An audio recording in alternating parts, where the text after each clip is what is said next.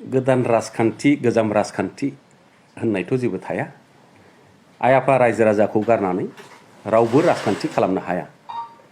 दा आइ आफा रायजो राजा लुबैनाय हास्थायनाय जेखौ हास्थायो जेखौ लुबैयो बेखौसो थांखि लानाया मोजां।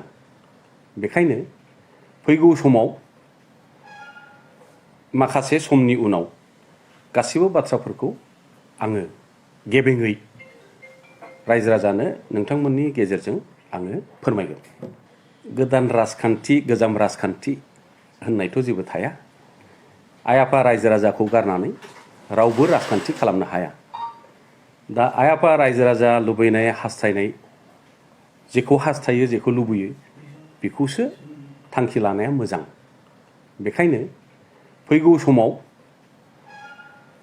माखासे समनि उनाव गासिबो बाथ्राफोरखौ आङो गेबेङै रायजो राजानो नोंथांमोननि गेजेरजों आङो फोरमायगोन।